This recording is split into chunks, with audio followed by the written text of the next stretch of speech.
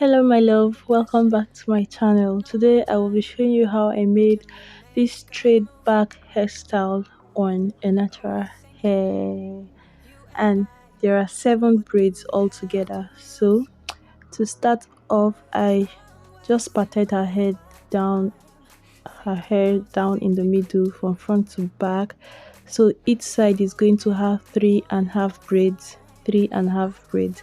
So I start off sectioning the first one. I would do this for three, like I would make sure I have 3 braids and some section remaining when I get to the middle.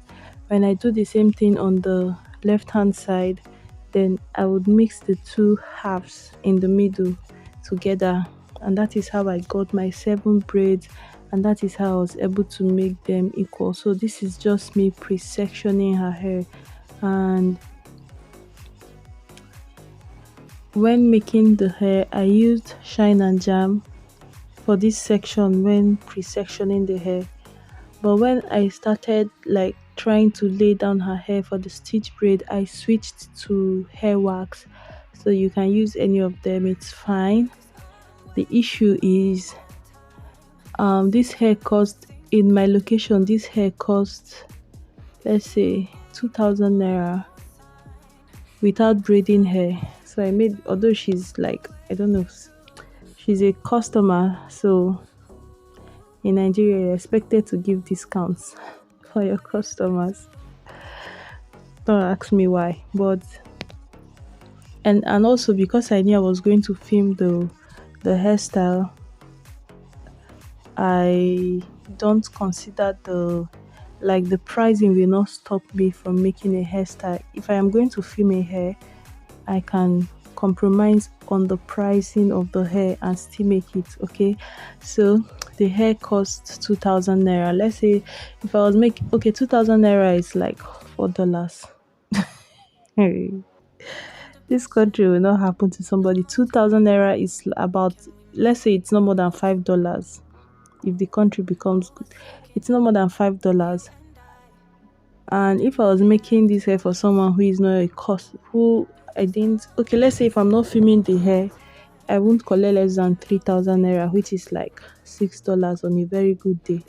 So okay, my point why I brought up the pricing, right? You see shine and jam, we buy the normal shine and jam, it is imported into the country, we buy that. So you know the pricing of hair gel, and I still get to pay for it as every other person, but we don't get to charge as much for each hairstyle. So that's why when you see our tutorials or my tutorials, I don't, ideally, if considering like the in and out of cost was not a problem, I would ideally use a lot more gel for this hair, like slay, oh my god, slay it, it will help. This gel helps the fussy hair to just lie down flat. So if I were not considering how much I bought the shine and jam and how much I was making on the hair, I would have used more. In short, that was why I even switched to hair wax, because hair wax, I think it is locally produced or easier to get and cheaper. So, and it still worked, although I still prefer shine and jam, but it still worked perfectly, and I use it sometimes, especially when making stitch braid. If I have to lather on hair gel, I used shine and jam. And so that is just why I switched gel, not because I was having a problem with this one, but I needed shine and jam. You know, shine and jam is softer than hair wax. I needed it to help me like with my patterns, the main lines that go to the back. So this technique I am using, I first noticed on Glam by Mary's page. She had one of her hairstylists, Kinde. She's the one that makes most of their stitch braids, and like when I see her braiding most of their videos, she doesn't show, you know, this the process I just showed now, where you part the pre-section the stitches, not the whole hair side, the stitches. So when I'm watching her video, this is what I see. Like I just see her making stitches without using her nails to to like section off the stitches. And for so long, you know how you would assume that a tiny detail is not that important, right? So whenever they are showing their hairstyles in the salon, they would show her braiding this part, and I'll be like, how are her stitches appearing? It never occurred to me that you can pre-section the stitch and it will stay that way for you to then start. Like, I never imagined that it will not mix up and cover up. You would see that Kinde is being kind of cautious when grabbing the hair, but I never got to see the lie. I would go through most of their stitch braid videos and just keep watching, paying attention, and I would be like, God, there are times when I left comment about it. And then in one glorious video Mary then made, she now commented on how her don't mind my big head blocking the view. She commented on how her stylist preferred the pre-section stitch method, even though she taught them how to use their nails. They find this one more convenient, even though it's not as fast. When I heard it, I went online. I was checking for pre-sectioned stitch braid. Wahala, nobody. And then one day on TikTok, I saw like a very careless video. The lady just casually explained it. I was like, oh my God, this is what she meant. And then I think around Christmas vlog or something like that, Mary then included a video of where Kinde was pre-sectioning the hair. I was like, ooh, see, I don't have my nails fixed most of the time, and I don't want to fix one finger and be moving around. And sometimes, I don't know, you could just also, like when a client comes, you fix just your pinky, but even that pinky says my pinky gets tired. Just so many issues. And then when it comes to like using comb consistently, like for each individual stitch, you move the comb from your left to your right, I find it to be very, very slow for me. So, and that is why I have just been turning down stitch braid. If you notice, I've just been struggling with stitch braids, and I just tend to shy away from it. When people ask, I'll be like, oh, I can't do it, because I just don't want to deal with, especially when it's not as if I'm going to charge so much for the hair. So, but now, this is the, okay, apart from, there is this hair transformation I did for a kid, and her hair was natural too. I just fell in love with stitch braid after making that little girl's own, and I was like, you know what, I'm not going to turn this down again when it comes. And then when someone came to make her hair and showed me the picture, I was like, God of mercy. So the next offer of stitch braid I'm getting now has to be natural hair.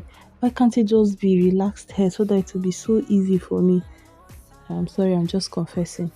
And I was like, gee, you told yourself you are not going to turn down stitch braid again, so we are doing this hair. I was just wishing she was going to change her mind and just make. So when she came in and said she wanted to make 7 stitch braids and 7 braids to the back, and I told her okay, I gave her the price, right? I actually told her 1,800, because it's like big braids to the back, it won't take long. Then she then pulled out her phone and showed me. She said something like this. I was like, so you want the stitches? She was like, yes. I said, but that's going to cost you more. She was like, how much? But I already knew that the pricing is not going to stop me from making the hair, so I just proceeded to make the hair, and I didn't even tell her how much I added. And when I was done, that was what she paid me, even though I tried to negotiate for more. She's a student, she didn't want to offer more. And I was already happy that I filmed the hair, so I didn't mind. I was like, oh, anyway, thank you. And she has like thick full hair, so it was fun to make. It was like the challenge I needed, and I tried my best to make it as good as I can. But guys, you see, like when you watch videos, you watch them slather shine and jam or whatever gel they are using all through the hair. I was applying it like when I get and I didn't blow dry her hair. I think that would have made me need less gel. But guys, light no day, there was no power, there was shortage of power, electrical. See, just leave me and my country alone. But as I was explaining, if I had blow dry her hair, it would make me use less gel, right? And then apply more gel to like the strands of the hair as you braid is going to make everything sleep, right? But I wasn't about to finish two jars of hair wax on her hair, so I would braid until the hair was now too coarse to like lie down, then I would apply small. You see that micing, see the small thing I applied. Ah, God. So I just did the best I could. If you're wondering why I wasn't doing that, and I'm just also telling you so that if you're in a different location than I am, and the price of the hair compared to the tools you're using is not a problem, use more braiding gel on her strands. You see here I'm putting that small thing and stretching it by force. Just use more braiding gel. It's going to make everything lie down flat and make it better, right? That was my point. So I kept doing that until I finished. You can see how I picked the hair, and I noticed that when the stitches are closer or smaller, right, I can just grab the whole section of the stitch and add into my braid. But when the stitch is this distance is much, sometimes when I go to grab the hair, I use my finger to shear that section in the middle, then I add it to my left hand side, and when I get to the right side, I add it to my right hand side, left and right hand side, whichever one I'm mixing. So my point is, when the stitches are smaller, you can just grab a whole stitch section and add into your braid as you go. Grab and add instead of shearing. Kinde does the one where she shears, but I think when the stitches are larger, slightly larger, like medium sized, I'm thinking it is finer than when it's tiny, tiny, tiny. I don't know, because I'm trying to get an explanation in myself why she makes like a bigger section of stitch that she has to add from the left hand side and add from the right hand side. I am thinking it's because of the looks. Guys, those the tiny stitch lines and the medium size stitch lines, which of them looks better? If you see the first cornrow I made, in the beginning part you can see the stitch lines are bigger, but in the second line in the beginning part you can see the stitches are tiny. I think making it consistent safe is number one fineness, which I don't think I executed properly because they're not all equal. But I think the medium size stitch are finer. What do you think, the medium size or the smaller size stitches? Which one do you think looks better? Just aesthetically, which one do you think looks better? And see, yeah, don't usually see people just pump and tie down. I cannot afford to do that because these things are expensive and I don't charge much for my hairstyle. I hope you understand with me. But this was what we were able to make at the